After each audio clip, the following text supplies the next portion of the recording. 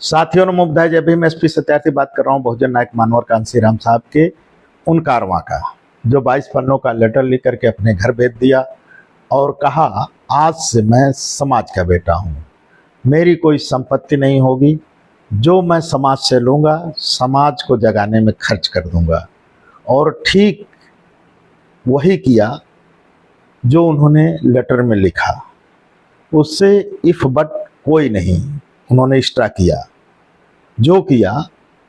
इसीलिए तथागत बुद्ध को तथागत बोला जाता है और तथागत का मतलब जैसा कहा वैसा किया।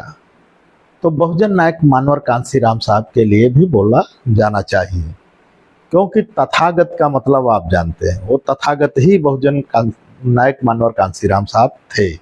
मेरा मानना, बाकी आपका क्या मानना है जरूर बताइएगा। साथियों, आप सभी को मालूम बहुजन नायक मानवर कांसीराम साहब ने कहा था कि भले मेरी सरकार न बने, लेकिन मैं इतना कर जाऊंगा कि मेरे बगैर, मेरे लोगों के बगैर सरकार नहीं बनेगी। सिर्फ उनको अपने हक और अधिकार की आवाज़ लगानी है, जागना है।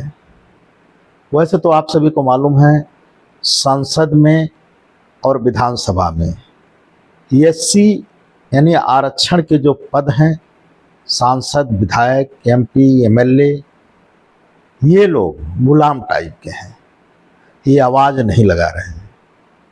अदरवाइज उनको सरकार बनाने की ज़रूरत ना पड़ती, सरकार अगर ईमानदारी से काम करती।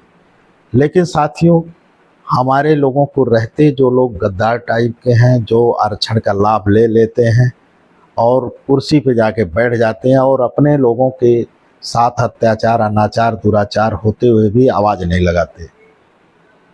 इसी के खिलाफ, इसी के एवज में बहुजन नायक मानवर कांसीराम साहब ने पार्टी का गठन करके समाज में कूदे और समाज को वहाँ से निकाल लाए जो हरवाही चरवाही किया करते थे हमारे लोग।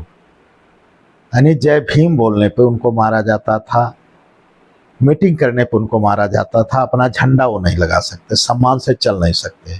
आज एक घटना का जिक्र करूंगा साथियों। आप सभी को मालूम है कि मध्य प्रदेश में टीकमगढ़ है, वहाँ एक राक्षसी औरत जो दलितों की बारात निकल रही है उस पर ढेला पत्थर मार रही है। सोचिए, यहाँ तक उनकी मंसूबे बढ़ चुके हैं कि आपको सम्मान से जीने नहीं दे रहे हैं। एक दलित को आप जानते हो उत्तर प्रदेश में जिंदा जला दिया गया, एक बच्ची को मुख्यमंत्री के सजातीय द्वारा भेड़िए की तरह नोच लिया गया।